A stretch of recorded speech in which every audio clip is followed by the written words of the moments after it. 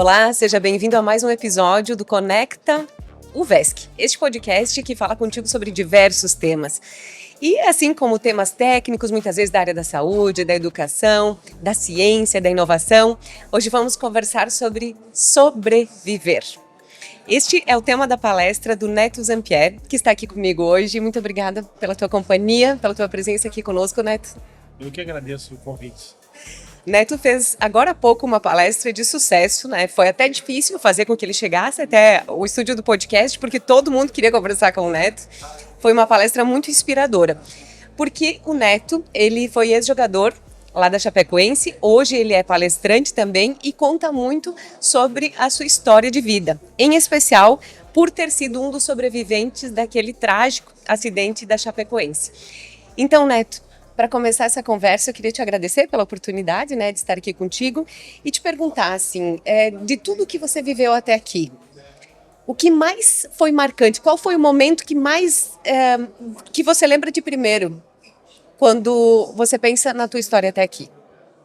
Eu acho que a minha história é uma história de superação do início ao fim. Mas é claro que quando eu penso no meu melhor momento profissional na Chapecoense, que era o melhor momento profissional da minha vida, eu sofri um acidente e depois retornar à vida, assim, com a vida muito modificada, muito diferente.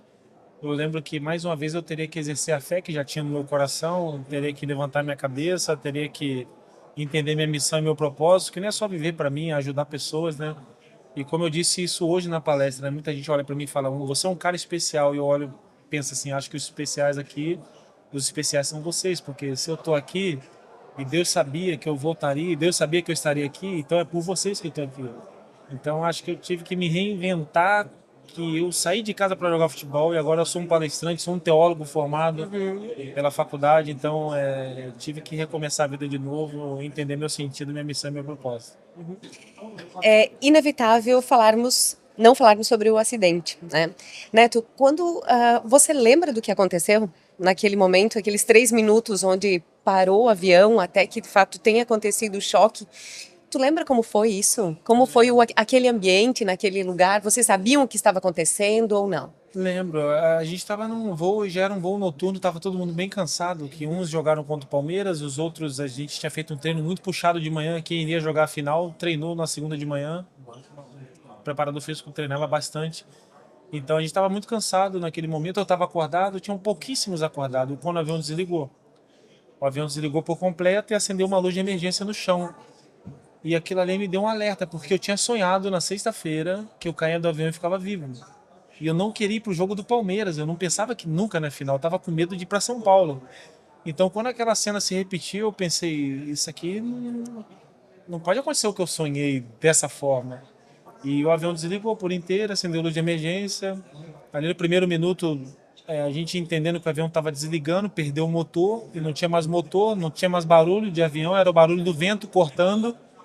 E foi quando a gente começou a orar, todo mundo começou a orar, o avião tocou um alarme muito alto, um pi, pi, pi, a gente começava a orar. Eu lembro do Bruno Rangel que estava do meu lado, que era um grande amigo que eu tinha, o maior artilheiro da história da Chapecoense, o maior artilheiro da história da Série B.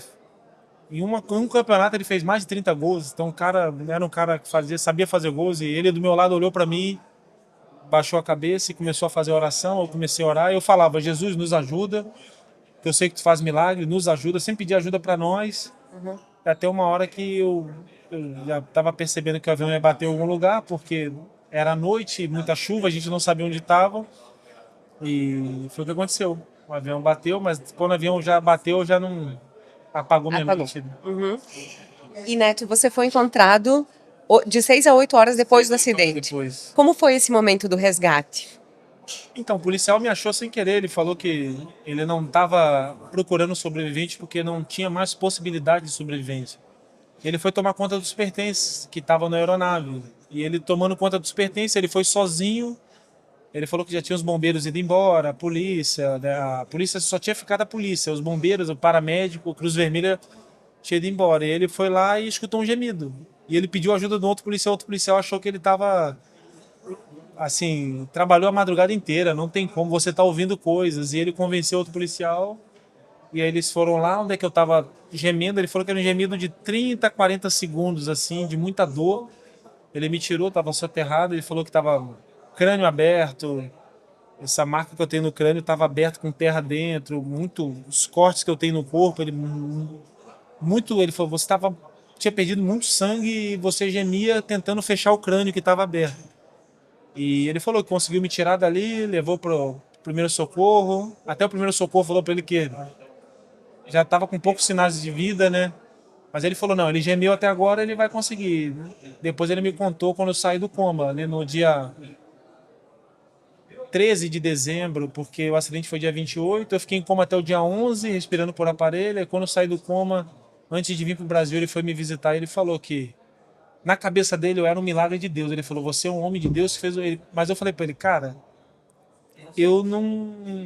Na ótica dele, eu gemi lutando pela vida. Na minha ótica, eu falei, não, eu nem sei o que eu estava fazendo. Eu estava dormindo. Tanto é que eu não lembro do resgate, mas foi algo muito acima do normal, porque quando a gente vê um médico, o médico foi na minha casa e falou, Neto, você pode falar que é Deus, força superior, Jesus Cristo, que tu é cristão, força divina. A gente que é médico, quem sobreviveu, não tem como a gente falar que a medicina...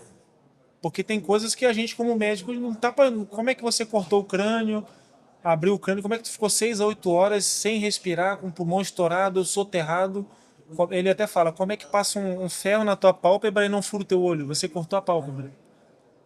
Tem coisa que a gente não vai achar que é o banco, que é o lugar, que você era mais forte. Não era. Então a gente sabe que existe uma força superior, que a medicina ela faz o que pode. Então foi esse mais ou menos o meu resgate. A gente olha assim uma história muito difícil até de acreditar, mas aconteceu comigo. Que incrível. Antes de iniciarmos o podcast, conversei com a tua esposa. E eu perguntei a ela... aliás, eu adoraria entrevistá-la também, porque imagino o quanto ela tenha sido, né, a tua força. Ela, os teus filhos, claro. E conversava com ela e perguntei como foi para ti, nesse momento em que você soube do acidente, mas não sabia se o neto estaria vivo ou não. E ela me respondeu assim, que sabia que ia acontecer, que você já tinha sonhado com isso dias antes e que ela ficou acordada durante esse tempo e procurava nas notícias, né, nos sites do mundo sobre notícias de acidentes aéreos. E ela falou então que foi muito... É como se você já tivesse... Avisado. Se Deus tivesse te avisado de que você passaria por aquele momento. Como foi este sonho, Neto? Nos conte um pouco a respeito disso. Esse sonho foi, acho que foi um dos sonhos mais loucos que eu tive, porque assim, geralmente quando a gente sonha que vai... Vamos sofrer um acidente no sonho, vamos cair de uma ponte, você acorda na vida, né? Você abre os olhos. Então eu sonhava que caía do avião igual foi o acidente, e quando eu acordava para a vida, eu acordava dentro do sonho, eu não acordava na vida real. Eu acordava dentro do sonho com o avião estraçalhado, o avião todo quebrado, e eu conseguia sair numa porta de emergência do avião, e eu olhava para trás e eu pensava, meu Deus, eu estou numa montanha, eu preciso procurar ajuda com meus companheiros. Então foi uma coisa que quando eu acordei eu quis contar para Simone. Simone, eu tive um sonho muito louco, porque toda vez que eu sonho que eu vou morrer, eu acordo. E nesse sonho não, eu sofri um acidente no sonho e acordava dentro do sonho com um avião já quebrado, já com um acidente acontecido. Então foi basicamente isso que aconteceu. Me deu muito medo de ir para São Paulo antes da viagem, né, para Colômbia. E eu fiquei com milindre de, poxa, eu sonhei que eu caí do avião. Mas não era um time da Chapecoense, era um time que estava numa decisão. Eu não lembrava da Chapecoense, mas era um acidente que eu sofria como atleta, então eu tinha medo de voar, né? Sim. Mas acabei indo. E em São Paulo, depois teve o jogo contra o Palmeiras, eu fui com medo, mas não aconteceu nada. E no próximo jogo foi onde deu a fatalidade. E falava então sobre a tua esposa nesse tempo. O que ela representa para ti nesse momento, né? Por aquela fase e todos os 20 anos de casamento que vocês têm, né? Os teus filhos. Nos conte um pouco sobre a tua família, né? Como é esse teu envolvimento familiar. A minha esposa é parte de mim, né? Acho que quando a gente casa, eu preguei isso uma vez na minha igreja. Quando a gente casa, a Bíblia diz que o homem deixará o pai e a mãe e se unirá à sua esposa, os dois serão um só. A gente casa para ser um só com a nossa esposa, né? E a gente quer ser um só com ela e ela é um só conosco. Então, no pior momento da minha vida, foi ela que segurou na minha mão e falou para mim, se você jogar ou não jogar, se você ficar paraplégico, se você ficar de cama, eu vou estar contigo. Então, a pessoa quando ama a gente, ela não tá com a gente por aquilo que a gente tem ou por aquilo que a gente conquistou, ela tá por aquilo que a gente é como essência. Então, a Simone, ela é parte da minha força, ela é parte da minha fé, ela me ajuda nos momentos difíceis, ela segura na minha mão, ela me corrige quando tem que ser corrigido, eu corrijo ela. Então, acho que a gente é um só. E se um dia eu até brinco com ela, se eu tivesse partido, né, arrumasse alguém logo para cuidar de você e dos meus filhos, porque não é para viver em bagunça. Mas eu acho que ela é isso. A Simone é parte da minha vida, é a mulher que eu escolhi para viver, até que a morte nos separe, porque esse é o casamento, sentido. E é a pessoa que me trouxe a maturidade que eu precisava para poder suportar também algumas dores que a gente vai ao longo do caminho tendo, né, em frente. Que bonito, Neto. Muito inspirador, é isso que você nos diz. E falando em dores, imagino que tu tenha sentido várias, e aí na tua palestra você diz ainda que sente dores. Como foi esse processo de recuperação física e mental também, pós o acidente? Física, muita fisioterapia, muitos médicos. Fui em São Paulo, fui em tudo que é lugar. Muito exercício, perdi quase 20 quilos na tragédia. O médico falou, Neto, você ficou em coma, você ficou muito mal. Teu pulmão estourou, traumatismo craniano, quebrou coluna, quebrou, o joelho estourou. Ele falou, o teu joelho eu pegava na ponta do teu pé e virava o contrário. Rompeu todos os ligamentos. Então, você teve que superar e readquirir a forma física. Eu lembro que quando eu acordei do coma, eu fui tomar um copo d'água como esse, assim. Eu não consegui engolir água, porque eu fiquei muito tempo entubado, eu perdi a força do músculo. Então eu lembro que pegaram a água, jogaram um pó, engrossaram e me deram um canudo bem fininho para me tomar. E eu não sabia do acidente, porque quando eu acordei não sabendo de nada. Meu pai falava, não, vai dar certo, calma. Minha esposa falava, não, você está um pouco machucado. Então eu tive que reaprender, desde tomar água até andar. Não conseguia ficar sentado na cama, eu tinha que apertar um botão, porque minha coluna é quebrada. Então eu perdi muita massa muscular. O médico falou, como você ficou muito tempo em coma, você perdeu a massa do teu músculo, teu corpo ficou parado ali 15, 20 dias sem fazer nada. Então já tinha perdido muito sangue, eu tive que tentar entender e fisicamente talvez seja a parte mais difícil que eu tirei de letra, porque a parte mental eu fui me dedicando pela fé. Fui entendendo, pô, Deus está comigo, eu tô aqui, o que eu tenho que fazer com esse limão, né? A gente sempre fala de pegar o limão e fazer uma limonada. O que Deus está querendo me ensinar, o que Deus está querendo me mostrar. Eu passei por um acidente, meus amigos morreram, os caras que me fizeram ser vencedor, eu fui vencedor, eu fui... A minha maior vitória que eu tive profissionalmente foi na Chapecoense. Antes eu joguei no Santos, no Guarani, no Cianorte, eu fui vice em todos. Eu fui vice no Cianorte da Copa, eu fui vice no Guarani da Série B, fui vice paulista, fui vice no Santos, bati 2 vezes vice-campeão paulista. E na Chapecoense eu fui campeão de tudo. E no pós-tragédia depois eu me tornei diretor. Quando eu não consegui mais jogar futebol, ainda me tornei campeão da Série B como diretor e campeão estadual. Que eu sei quão difícil é o estadual de Santa Catarina, quão difícil é uma Série B e fui campeão. Então eu pensei, o que eu tenho que fazer com tudo isso que o Papai do Céu me trouxe de volta aqui? E acho que foi isso. A fé me trouxe uma esperança maior, me trouxe ideias melhores para que eu pudesse montar uma palestra como essa e poder mostrar ao mundo que, poxa, com fé, com dedicação, né, com propósito, tudo é possível. A tua palestra foi uma das que mais teve repercussão imediata lá, né? Eu vi as pessoas emocionadas e realmente, assim, a história da Chapecoense marcou a todos nós, né? Uma vez que se era brasileiro naquele momento, lá em 2016, né? Uhum. Então agora serão 10 anos, foi? Uhum. Agora serão 10 anos? 10 anos. É. E acredito que nenhum de nós é o mesmo. Imagine vocês que viveram tudo isso durante todo esse tempo. E aí, Neto, falando da tua palestra, o que você tem de planos com ela daqui para frente, assim? Você trabalha para empresas, para instituições? Quais são os teus planos e como que as pessoas podem fazer para entrar em contato contigo e te levar para os seus municípios? Eu faço muitos trabalhos, assim, desde empresas até... Já fiz alguns trabalhos em alguns municípios que... Em Piratuba eu tive, ano retrasado, o prefeito me contratou para falar para os colaboradores da prefeitura, né, para os servidores, né, porque ele achava importante uma palestra de uma vida real para poder motivar as pessoas que estão ali trabalhando junto com ele na caminhada. Então eu tenho feito eventos em prefeituras, eu também tenho um projeto que eu queria muito e entendi que todas as palestras que eu faço, elas são remuneradas, né? E em alguns momentos, muitas escolas no estado me chamam para poder palestrar para jovens.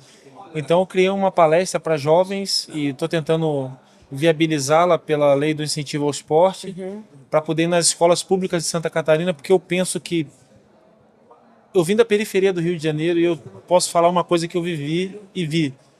Muitos jovens, eles se perdem no meio do caminho e entram no mundo das drogas porque eles acham que a vida deles não tem mais sentido. Então eles têm um sonho de ser um atleta, de ser um médico, de ser um professor, mas eles olham para dentro de casa, às vezes o pai já é envolvido, eles pensam, não vou ser nunca isso aí. Então ele vai para o caminho mais fácil. Eu tenho que mostrá-los a ele que, pô, eu também tive muita dificuldade, mas não desiste, cara. Então, essa palestra, eu criei uma nova palestra para falar para jovens e escolas, e a gente está tentando viabilizar pela lei do incentivo ao esporte, porque tenho certeza que, assim como Deus tem me usado em empresas, aqui também na LESC, para falar para os vereadores e servidores, acho que Deus também pode me usar para falar para jovens que, poxa, é possível. Mas o outro tem mais condição que você. Tudo bem, mas pode ser que ele chegue antes, mas você vai chegar. Não desista do seu sonho, vai atrás, cara. Não entra para o mundo errado, porque esse mundo é um mundo sem volta. E muitos entram para esse mundo sem volta porque não tem esperança. Às vezes não tem um apoio dentro de casa e desacreditam da vida, né?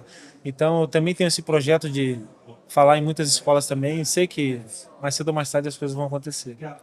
Inclusive vereadores, deputados, governador, se nos assiste, o Neto tem essa proposta e quer levar até os municípios, até as escolas estaduais, municipais. Vamos viabilizar, tornar possível, né? Você, o Alan, o Jackson, quem mais são os sobreviventes? Eu, o Alan que tá em Caxias, o Jackson que está em São Paulo, e tivemos o Rafael Renzo que faleceu depois.